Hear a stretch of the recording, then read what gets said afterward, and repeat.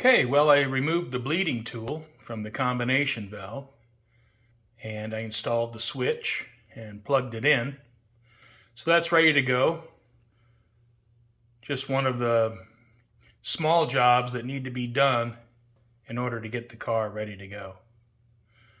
So, brake switch is in, hooked up, and move on to the next one.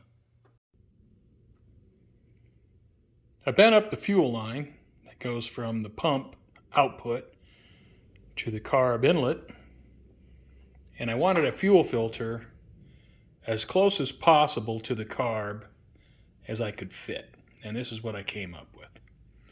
So I bent the steel, 3/8 steel line, came up with this configuration.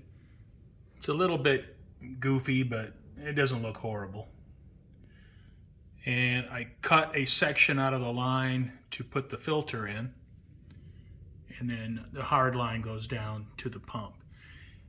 And this is a Holley filter. I don't have the part number right off the top of my head, but it's a Holley fuel filter. And it's the same filter that I mounted underneath the car where the two lines from the tank to the front of the subframe join. Same filter. I guess the only negative I have is, the rubber pieces that join everything together. There's a whole lot of clamps there, and it, looks a little ticky-tack, but this isn't the type of build that would have a lot of braided line and AN fittings. So the rubber and the clamps kind of fits what this car is about. It's just the type of car it is. It's not a chrome and AN fitting car. So it's what I got. And I don't think it looks horrible, and it's functional, and I just wanted a fuel filter up by the carb, and so that's what I have. And I think it's okay. Looks all right. I have the fuel line hooked up where the line that comes from the tank goes through the subframe, and then I bent that up and hooked it up to the pump. And that was my version 2 line. And the first line, I didn't like it that well. I had too much rubber in it, and this line's much better. So I still ended up, with a rubber joint here, which can't be helped. And, I also got a short one there simply because when I cut my fuel line, I cut it about 6 inches too short. So I, rolled out a piece of tubing and cut a length off thinking I had enough, and it ended up being too short. So I got another little splice right there.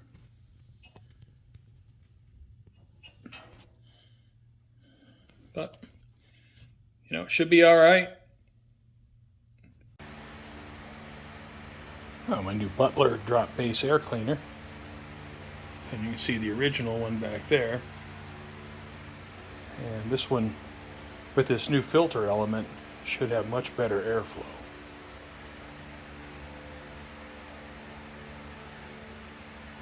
And you know that with a former RPM intake manifold or other tall intake manifolds, you need a drop base air cleaner in order to use your shaker.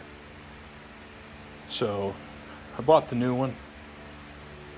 The new air filter, I think, is a pretty big improvement over the old one. And, it looks pretty cool. And the new drop base air cleaner installed, and the shaker mounted up on top. Looks pretty darn good, I think. And, once I get in there and do a little bit of cleaning on the motor, it should look pretty darn nice in there.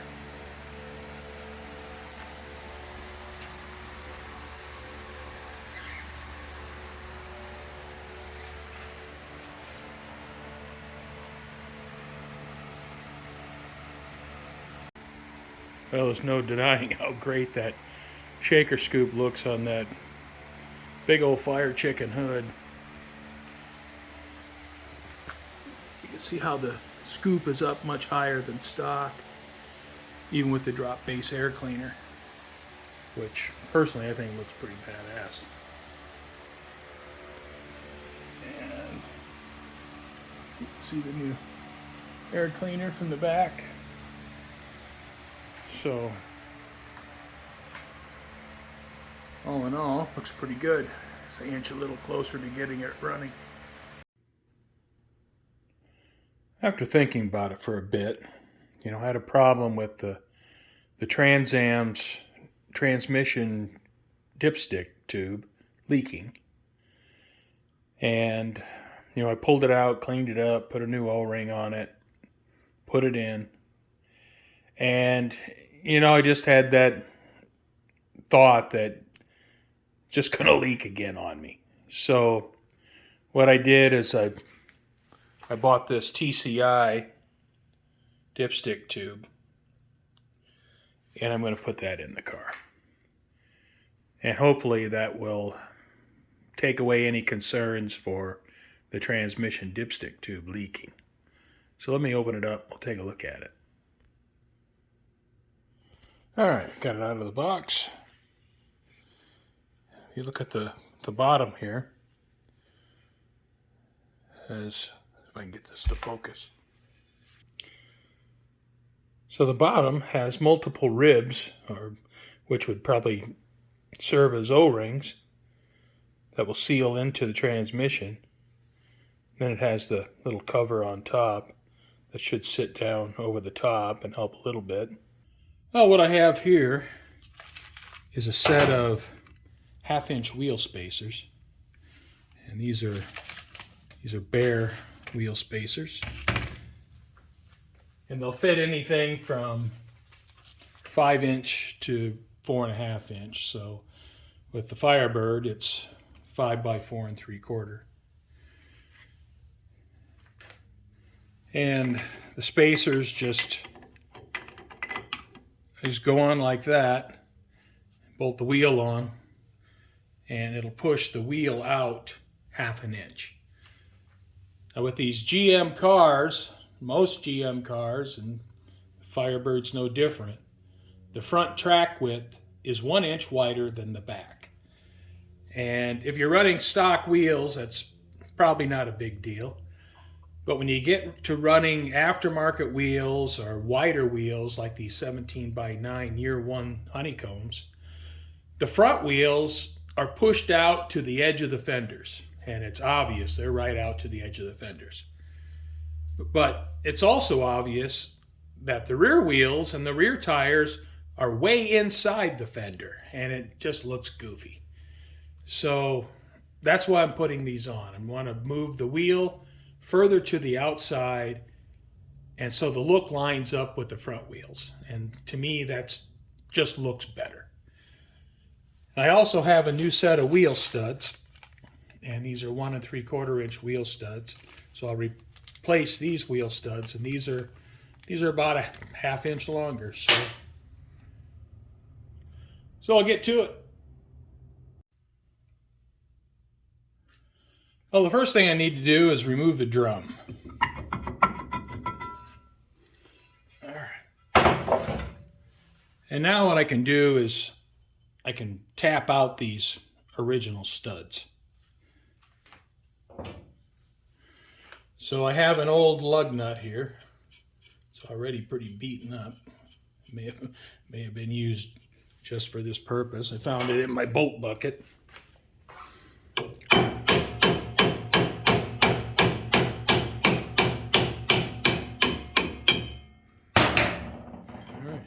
There's one.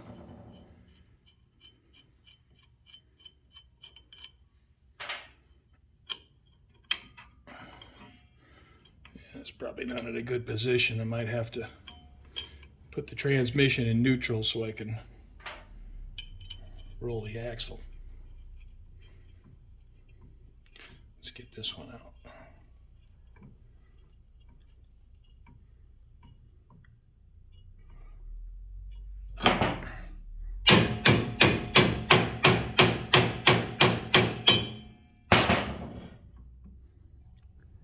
I gotta use a wrench.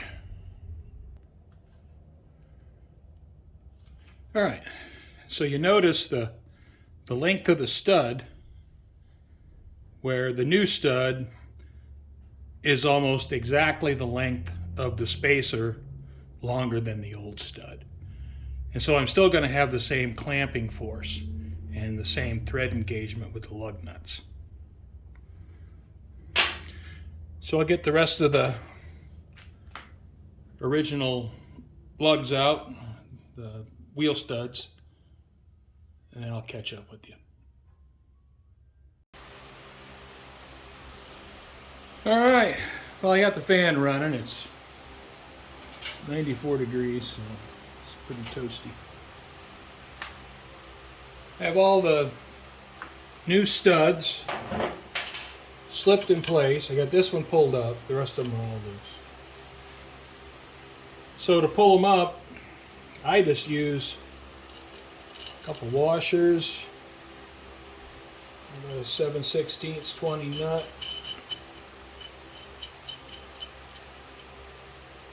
and then depending on how stubborn they are, I got the first one in with the 1/2-inch drive ratchet.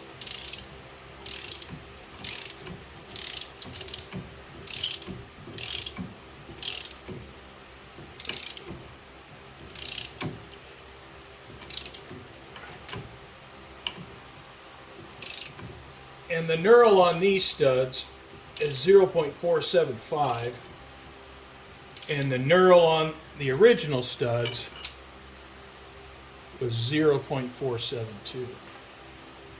So, takes a little bit of work to get them in. I might use my impact and save myself some work. All right.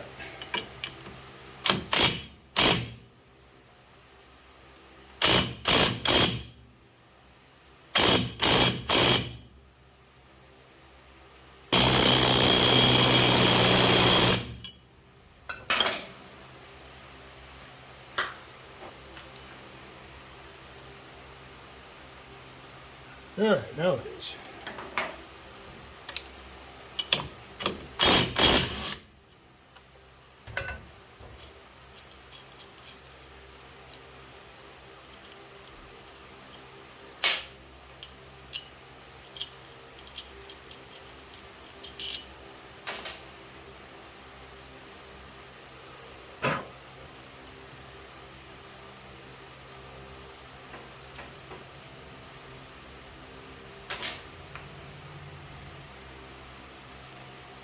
All right, continue on. I'm going to get it started with the ratchet.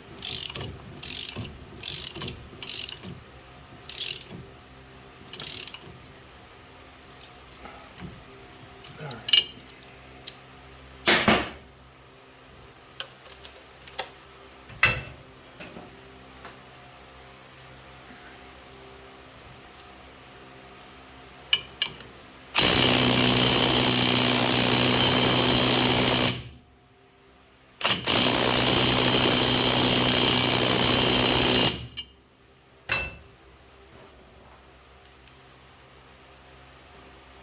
All right, one's in.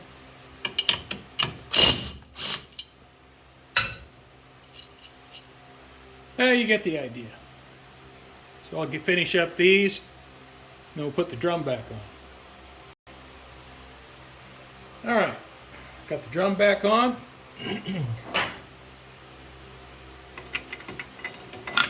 Got the spacer on.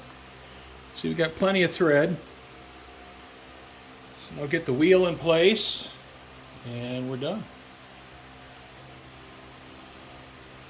As you can see, there's plenty of thread engagement. So replacing the studs was absolutely necessary. The original studs would have been far too short. And now I have plenty of thread engagement, and I'll have terrific clamping force, and I don't have to worry about anything. It's going to be just fine. Now the front wheels have a lot of positive camber because of the offset shaft, so the front of the tires, the top of the front tire is going to come in a little bit. But if you look down the car, and now you see where the back wheel is, the back tire, it's much closer to where the front is. Front still sticks out a little bit. and the back doesn't, but it's closer to the edge of the wheel opening. And here you're looking down the body and you can see where the back tire just about even with the edge of the body. And once the camber is corrected for the front tire here, it's going to sit pretty close to even with the body as well. So they're going to look right. It's going to look like they're the same versus the front sticking way out towards the edge of the body and the rear wheels and tires being way inside the rear fenders, rear quarter panels. All right, well, I think that does it for most of the small jobs leading up to firing up the engine. So I think next I'll focus on that. And like always, thanks for watching. And next video might be interesting. Hopefully it goes without event and the engine runs fine. I'm not going to have any exhaust on it, so I'm going to have open headers. It's going to be loud as hell. And I'm probably not going to put the exhaust on it until November. So once I get the engine running, I'm going to do a few cosmetic items after that. Touch up some paint chips, and maybe see if I can take a buffer to it and put a nice shine on the paint. And then after that, I'll probably put it away until the fall. So once again, thanks for watching, and we'll see what happens next time.